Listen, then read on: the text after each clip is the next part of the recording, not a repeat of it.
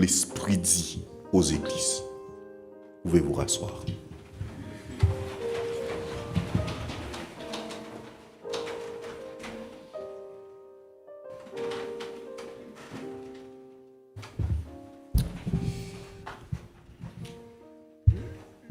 Je suis ravi de me retrouver parmi vous ce matin, frères et sœurs, content de vous revoir. Mes salutations fraternelles à ceux qui nous regardent sur le net, à nos jeunes adultes, à nos seniors, à tout un chacun, que la paix du Seigneur repose dans vos cœurs.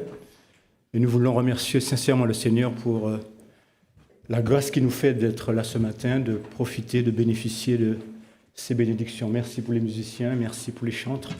Merci pour le service du diaconat, la multimédia. Merci, Seigneur. Nous poursuivons nos 10 jours de prière. Et comme moi, vous savez que s'il y eut jamais un temps où chaque maison devrait être une maison de prière, c'est bien maintenant. Tous les signes des temps sont au rouge, nous rappelant que notre bien-aimé Sauveur revient bientôt. Nous avions débuté ces 10 jours en évoquant le thème général intitulé « Délivrer ». Délivrer de quoi? Je me suis personnellement posé la question de quoi avions-nous besoin d'être délivrés? Et puis il y a eu à cette question des réponses. Délivrés des addictions, de la colère, de la paresse, que sais-je.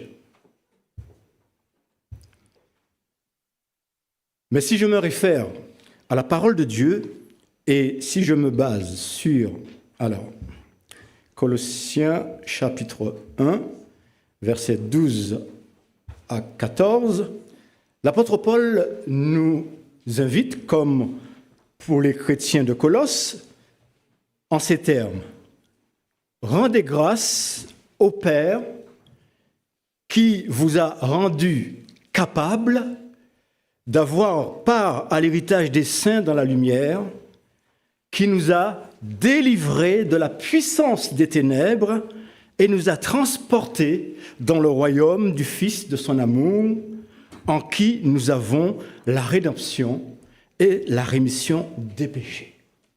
Autrement dit, un salut complet en Jésus-Christ. Vous êtes d'accord avec ça? Oui. Jésus a tout accompli à la croix pour nous qui sommes là ce matin et pour toute l'humanité d'ailleurs. Nous avions déduit, sur la base des textes qui nous étaient proposés tout au long du programme de mardi, des textes qui relataient l'expérience des disciples qui malheureusement n'avaient pas saisi tout ce que leur maître leur avait enseigné pendant les 3 ans et demi. Notre déduction, notre lien qui malheureusement nous empêche de progresser, pourrait être l'incrédulité. Puisque les disciples ont vécu 3 ans et demi avec Jésus. D'ailleurs, ils connaissaient les prophéties de l'Ancien Testament qui relataient l'expérience, la mission pour laquelle Jésus était venu.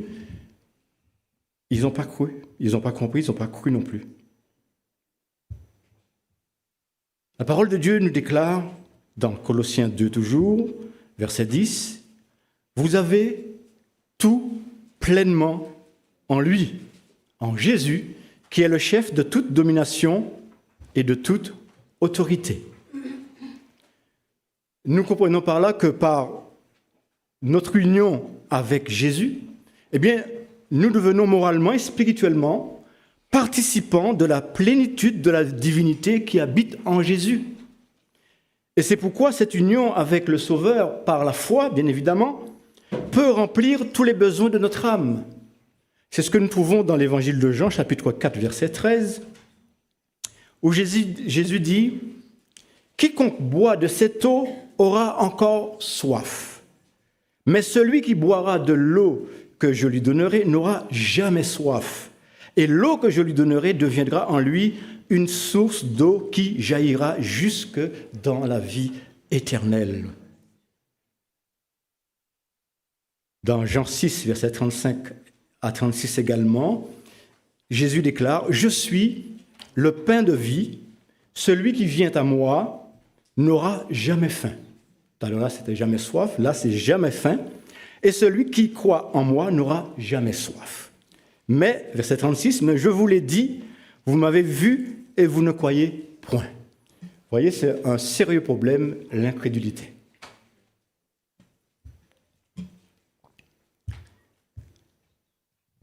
Pourquoi j'insiste là-dessus? Parce que lorsque Dieu nous fait une promesse, c'est du vrai, c'est du solide. Dieu n'est pas homme pour mentir. Ce qu'il a dit, il a déclaré. La parole nous déclare que nous avons tout pleinement en Jésus. Et pourtant, malheureusement, nous donnons parfois au monde l'impression d'être les plus malheureux. Je me trompe? Je ne dis pas tout le temps, mais parfois, comme ce matin. Laissez-moi voir les sourires. Voilà, ça vient, ça vient. Alors nous allons prier le Seigneur pour qu'il nous ouvre l'esprit comme il a fait pour les disciples sur le chemin d'Emmaüs, lorsque nous lisons Luc 24, versets 44 à 45. Il est dit, donc Jésus s'adresse aux disciples, « C'est là ce que je vous disais lorsque j'étais encore avec vous, qu'il fallait que s'accomplisse tout ce qui est écrit de moi dans la loi de Moïse, dans les prophètes et dans les psaumes. » Et le verset 45 dit, « Alors il leur ouvrit l'esprit afin qu'ils comprissent les Écritures. » Donc vous voyez, nous avons besoin du Seigneur pour qu'il nous éclaire, qu'il nous explique les Écritures, que nous les comprenions, que nous les assimilions et que nous les mettions en pratique de manière à ce que nous soyons des hommes, des femmes, des jeunes gens, des jeunes filles épanouis.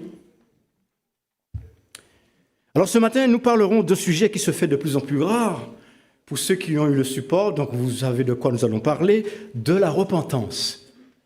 Je dis c'est un sujet qui se fait rare parce que c'est vrai, de moins en moins, on entend parler de la repentance, des prédicateurs qui invitent les gens à la prospérité, mais sans leur demander, alors que toute la Bible nous parle de repentance. C'est pas optionnel cela, c'est une injonction. Alors, voyons dans Actes 2, versets 37 à 38, après la prédication magistrale de l'apôtre Pierre, sous le feu du Saint-Esprit, la foule est touchée. En tout cas, beaucoup dans la foule est touchée, nous dit le texte. Verset 37. Après avoir entendu ce discours, ils eurent le cœur vivement touché et ils dirent à Pierre et aux autres apôtres, « Hommes frères, que ferons-nous » Et Pierre leur répondit, « Repentez-vous et que chacun de vous soit baptisé au nom de Jésus-Christ pour le pardon de vos péchés et vous recevrez le don du Saint-Esprit. » Alors, pour la plupart d'entre nous ici, le plus grand nombre, je pense, nous avons suivi ce processus, nous avons reçu le baptême, nous avons reçu le Saint-Esprit, bien évidemment. Pour ceux et celles qui n'ont pas encore fait cette démarche, eh bien, le verset 39 est pour eux, « Car la promesse est pour vous, pour vos enfants et pour tous ceux qui sont au loin, en aussi grand nombre que le Seigneur, notre Dieu, les appellera. » Donc la promesse est encore toujours valable pour ceux qui n'ont pas encore pris position pour le Seigneur Jésus. Mais le verset 38, « Repentez-vous et que chacun de vous soit baptisé au nom de Jésus pour le pardon de vos péchés et vous recevez le don du Saint-Esprit », il y a une double promesse. Nous savons qu'en tant qu'adventistes du 7e jour, que le Seigneur a promis à l'Église une effusion finale, ce que nous appelons la pluie de l'arrière-saison. Pourquoi faire? Pour répandre l'Évangile, pour donner du poids, de la force, de la puissance au message. Parce que nous sommes confrontés à beaucoup d'incrédulité. Il faudra le Saint-Esprit comme à la Pentecôte pour convaincre les incrédules. Alors, dans Conquérant Pacifique à la page 45, il est dit « Tous seraient remplis du Saint-Esprit s'ils le voulaient. » C'est presque une provocation, ça. Tous seraient remplis du Saint-Esprit s'ils le voulaient. Mais nous le voulons tous, mes amis, pas vrai? Nous aspirons tous à être remplis du Saint-Esprit. Mais quel est mes mobiles? Quels sont nos mobiles lorsque nous demandons à Dieu de nous remplir du Saint-Esprit? Est-ce juste pour me sentir bien, épanoui, savoir parler pour fermer la bouche à mes détracteurs, avoir du succès? Quels sont nos mobiles quand nous réclamons la plénitude du Saint-Esprit? Rappelons-nous que l'apôtre Jacques nous fait remarquer que très souvent, même trop souvent, nous ne savons pas prier parce que nous demandons mal pour satisfaire notre moi. Alors, quels sont mes mobiles quand je demande à Dieu la plénitude du Saint-Esprit? Écoutez, le Saint-Esprit descendra sur tous ceux qui veulent se procurer le pain de vie pour le donner à leurs voisins. Écoutez la suite. Lorsque nos cœurs seront unis au Christ et nos vies en harmonie avec son œuvre, l'Esprit qui descendit sur les disciples au jour de la Pentecôte se répandra aussi sur nous. Alors, je ne sais pas si vous avez déjà vu le rapport. Le Saint-Esprit descendra sur tous ceux qui veulent se procurer le pain de vie pour donner. Et lorsque nos cœurs seront unis au Christ et nos vies en harmonie avec son œuvre, qui reste toujours l'évangélisation, le témoignage, le salut des âmes. Voyez, l'intérêt primordial, ce n'est pas recevoir la plénitude du Saint-Esprit pour notre confort personnel, mais c'est pour le salut des âmes d'abord. Et lorsque nous avons compris cela, eh bien évidemment, nous nous préoccupons d'abord de ceux qui se perdent, nos enfants qui n'ont pas encore pris position pour Christ, nos voisins et autres. Donc, lorsque nous aurons compris et nous aurons assimilé ces choses, eh bien, on nous dit, le Saint-Esprit se répandra aussi sur nous. Témoignage pour l'Église, volume 3, page 298. Alors, rentrons dans le sujet sans plus tarder. Repentez-vous et soyez remplis du Saint-Esprit. Nous avons dit, c'est une injonction, c'est un impératif. Alors, être rempli du Saint-Esprit, c'est quoi? Déjà dans Éphésiens 3, verset 19, l'apôtre Paul fait une prière à Dieu en faveur de l'église d'Éphèse pour demander à ce que Dieu les éclaire, ouvre leurs yeux pour qu'ils connaissent l'amour de Christ qui surpasse toute connaissance, en sorte que vous soyez remplis jusqu'à toute la plénitude de Dieu. Vous entendez ça? Pour que ces chrétiens-là, et nous aussi, nous soyons remplis jusqu'à toute la plénitude de Dieu. Mais c'est au-dessus du nucléaire, ça, hein, mes amis. Il n'y a pas de mot pour définir cela. Voyez la volonté de Dieu pour nous, ses enfants. Dans Éphésiens 5, verset 18 également, il nous est dit, « Ne vous enivrez pas de vin, c'est de la débauche, soyez au contraire remplis de l'Esprit. » Être rempli du Saint-Esprit, nous l'avons compris, c'est une démarche spirituelle centrale, indispensable dans la foi chrétienne, mes amis. C'est une question d'attitude, de cœur, de relation, de communion avec notre Dieu. Et pour vivre cette expérience selon la Bible, eh bien, il faut au préalable ce désir, cette faim, cette soif de cette eau vive promise par le Seigneur.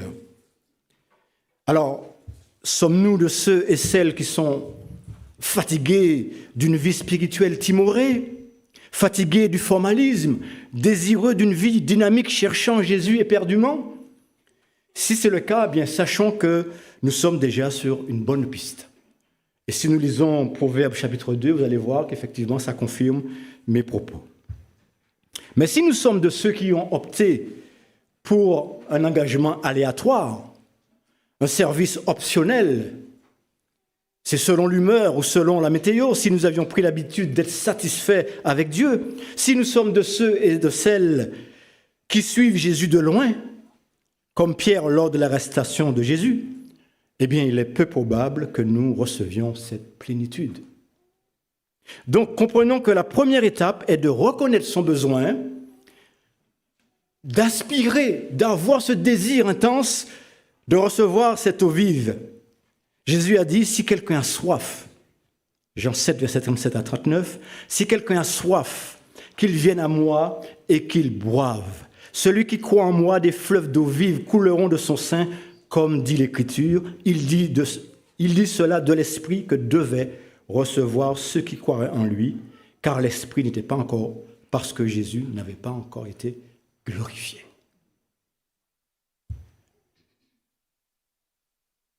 Éprouver cette soif, cette faim, ce désir de recevoir cette vie en abondance. Ensuite, qu'est-ce qui vient après? Ensuite, eh bien oui, la repentance. Nous demandons le Saint-Esprit, mais il faut la repentance et la purification. Pourquoi? Le Saint-Esprit est par définition saint. Saint-Esprit. Il est saint. Donc il faudra un vase propre, pur, pour habiter pleinement. Donc il nous faut examiner notre cœur, demander pardon pour nos péchés connus. Il nous faut abandonner par la grâce de Dieu les habitudes ou les attitudes qui attristent l'esprit, colère, amertume, orgueil et autres. 2 Chroniques 7, 14, texte que nous connaissons très bien. « Si mon peuple, sous qui est invoqué mon nom, s'humilie, prie et cherche ma face, et s'il se détourne de ses mauvaises voies, je l'exaucerai des cieux, je lui pardonnerai son péché et je guérirai son pays. » Et le verset 15 dit « Mes yeux seront ouverts désormais et mes oreilles seront attentives à nos prières. » Lorsque la démarche que demande le Seigneur est réalisée, nous pouvons être certains que la bénédiction va découler.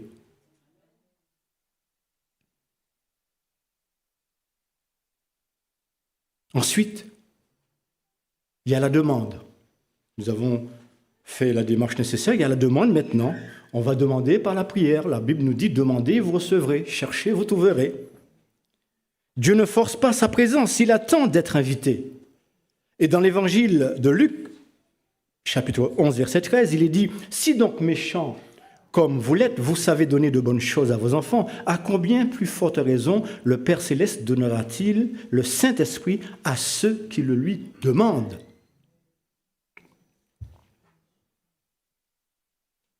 Comment on demande? Simplement, mes amis. Nous prions simplement. Demandons au Père, au nom de Jésus, de nous remplir de son esprit. Dieu n'a pas besoin que nous le fassions de longues dissertations. Demandons simplement. La servante du Seigneur déclare également « Nombreux sont ceux qui ne réalisent pas la nécessité et le grand privilège de la prière, de la repentance et la mise en pratique des paroles du Christ. Et par le moyen du Saint-Esprit, l'âme est illuminée et le caractère renouvelé, sanctifié et élevé. » Tout ça, c'est pour nous, mes amis, c'est pour nous. Une fois qu'on a demandé, qu'est-ce qui se passe? Nous croyons que nous avons reçu. Le Seigneur a dit de demander, vous recevrez.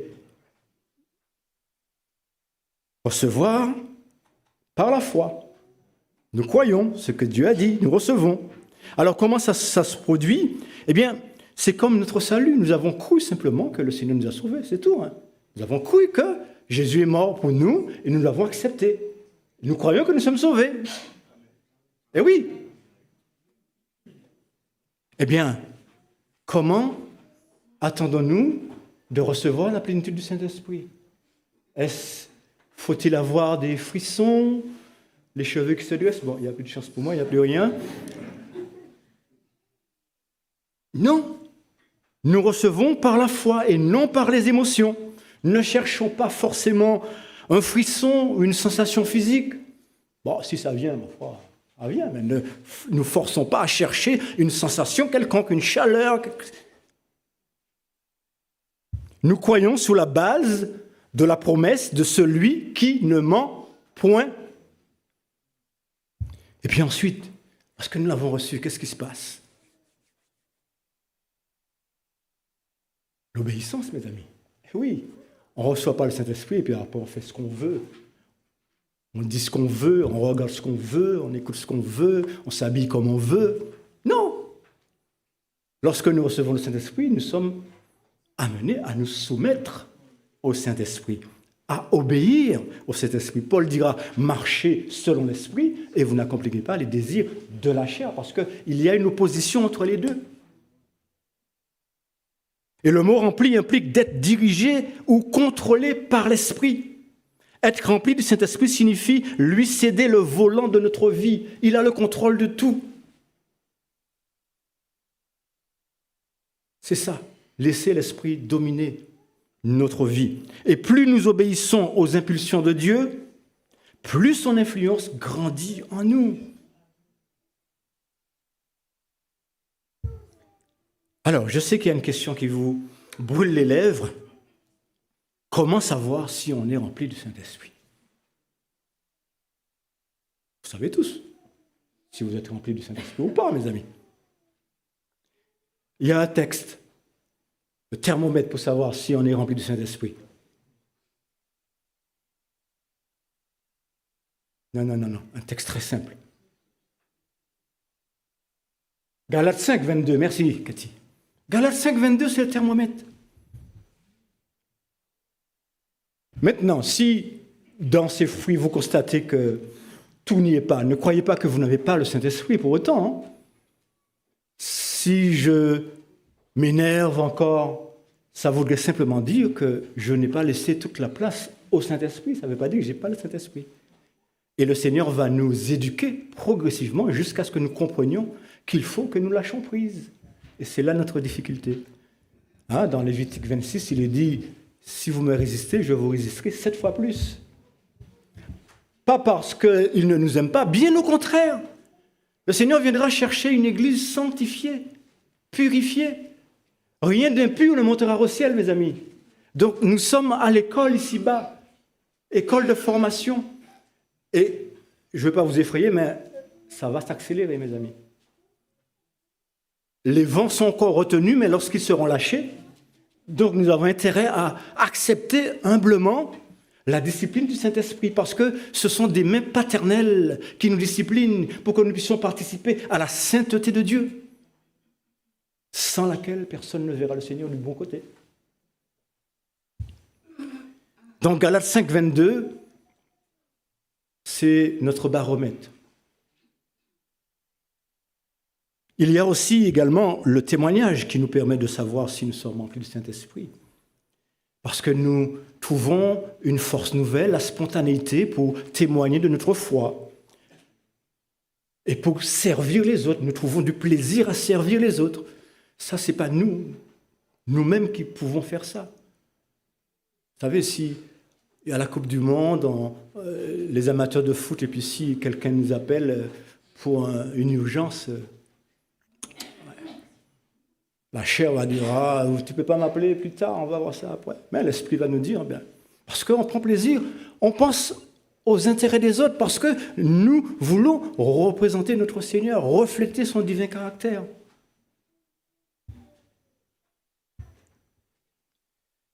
Alors, nous allons... il est tôt.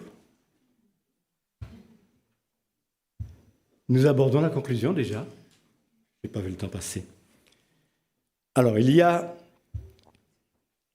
3 versets au moins, 3 passages essentiels qui confirment que c'est la volonté de Dieu pour que nous soyons remplis du Saint-Esprit.